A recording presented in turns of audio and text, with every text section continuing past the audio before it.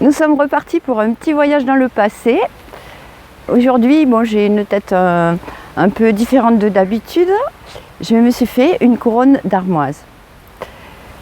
En faisant ça, je perpétue une tradition qui est depuis très longtemps abandonnée. Aujourd'hui, plus personne se fait de couronnes de fleurs comme ça, avec ou sans raison. Mais en fait, si on remonte un siècle ou deux en arrière, les gens avaient de bonnes raisons de porter ce genre de coiffure. Donc voilà l'armoise, j'en suis entourée là. C'est la période où elle est en train de fabriquer sa hampe florale. Les boutons sont fermés encore pour l'instant. Et donc ça va être pour les gens qui veulent l'utiliser pour se soigner, le moment de l'accueillir, de cueillir l'extrémité de la plante. Mais cette plante, on peut l'accueillir à n'importe quel moment de l'année. Par exemple, au printemps, on peut l'accueillir pour la manger. Quand elle est toute petite, les jeunes pousses, on peut rajouter ça dans une salade. Et en fait, ce qu'il faut que je vous dise sur l'armoise, c'est pour être sûr de la reconnaître, c'est de la sentir. Et le jour où vous aurez senti cette odeur, vous ne pourrez plus jamais l'oublier. Donc je vais récolter quelques feuilles là pour m'imprégner. Voilà. Et donc, en fait, quand on la sent, on a l'impression de sentir presque un bonbon. Elle a une odeur suave, douce, très sucrée, très agréable. On peut faire du sirop d'armoise. C'est absolument délicieux. Donc là, on voit la plante développée d'un peu loin. Un bon moyen de la reconnaître, je propose peut-être qu'on s'approche un peu pour découvrir l'aspect d'une feuille. Donc je vais cueillir une feuille d'armoise. Voilà, pour vous montrer. Voilà, pour vous montrer la découpe des feuilles. Très particulière. Si j'arrive à me mettre un peu à l'ombre, c'est pas gagné, hein. Ah, voilà. C'est bon la mise au point? Oui. Donc voilà une découpe de feuilles très particulière qu'on pourrait confondre avec une autre plante qui s'appelle l'ambroisie à feuilles d'armoise.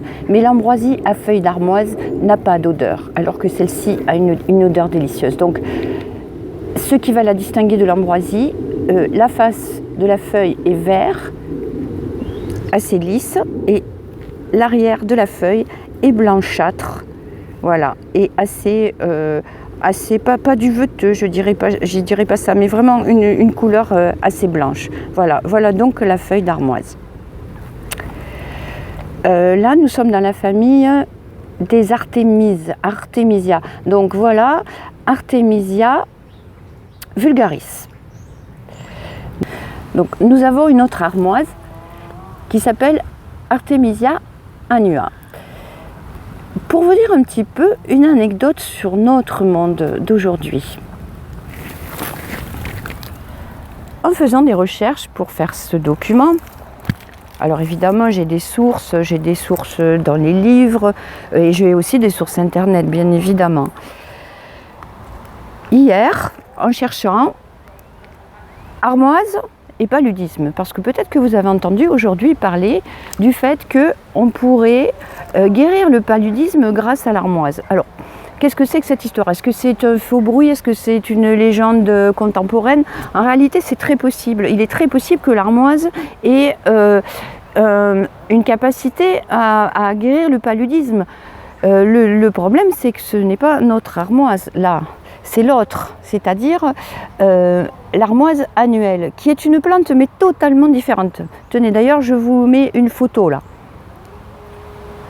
Voilà, vous voyez cette photo, vous vous rendez bien compte que ce n'est pas du tout la même plante et qu'elle ne se ressemble absolument pas. Donc, juste pour revenir un peu à ma petite histoire, je trouve sur internet « Guérissez du paludisme, de la maladie de Lyme et du cancer, tant qu'à y être, grâce à l'armoise. » L'armoise annuelle.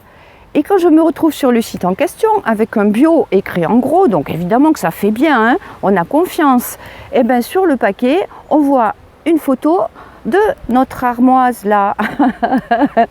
Donc voilà, on nous vend de l'armoise annuelle, on va guérir le cancer, mais en plus on se trompe de plante. Donc c'est aussi une façon pour moi de vous dire qu'aujourd'hui, la phytothérapie est en mouvement, elle avance, mais il faut faire confiance aux phytothérapeutes et pas aux gens qui veulent nous vendre n'importe quoi sur Internet. Au point de se tromper de plante quand ils mettent une photo sur le paquet de gélules qu'ils vont vous vendre. Mais pour en revenir à notre histoire, parce que là je me rends compte que je me suis un peu égarée quand même, on était parti sur une couronne. Donc les gens fabriquaient des couronnes d'armoise. Et notre armoise a un rapport très étroit avec les fameux feux de la Saint-Jean. Aujourd'hui, je ne sais plus trop qui perpétue les fêtes de la Saint-Jean, sinon de façon assez folklorique. Mais il fut un temps où les gens prenaient très au sérieux le pouvoir des plantes. On accordait aux plantes des pouvoirs magiques. Donc le pouvoir de l'armoise, en fait, on lui accordait celui de protéger la maison, de protéger la maison des mauvais sorts, de la protéger de la foudre. On portait l'armoise sur soi aussi pour la protéger et on disait même que quand on mettait de l'armoise dans ses chaussures, on pouvait marcher très longtemps sans se fatiguer. Alors ça vient d'où ça? En fait ça peut avoir des racines très terre à terre. Il fut un temps où les gens avaient besoin de croire à la magie avec les plantes. Donc on fabriquait des couronnes et on jetait dans les feux de la Saint-Jean la couronne de l'année précédente. Et pour l'année qui venait, on se refabriquait une couronne neuve. On pouvait aussi se ceinturer la taille. Et on croyait vraiment qu'en se ceinturant la taille avec de l'armoise, on pouvait se protéger des tours de rein. L'armoise est la plante des femmes. Elle va être utilisée par exemple pendant les règles douloureuses, pour nettoyer le ventre après l'accouchement. C'est vraiment la plante des femmes. Je voulais aussi vous dire que puisque l'armoise est la plante des femmes, en fait, elle est totalement contre-indiquée pour les femmes enceintes. À une époque, on lui attribuait des vertus abortives. Alors, est-ce que c'est vrai? Est-ce que c'est pas vrai? Là, il y a un petit peu une controverse.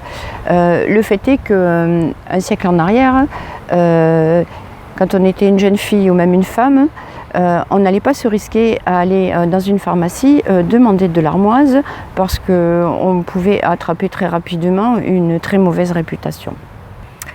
Voilà. Allez, un petit bonus. Voilà un geste que pratiquaient les gens à des époques très anciennes. Donc je cueille un petit bout d'armoise là avec beaucoup de plaisir et beaucoup de respect. Et je lui dis « Tolamte Artemisia Nelasus sin invia ». Voilà, du latin. Ça fait bien hein, quand même. Hein, ça veut dire « je te cueille armoise » afin que tu me protèges de la fatigue de la route. Salut, à bientôt!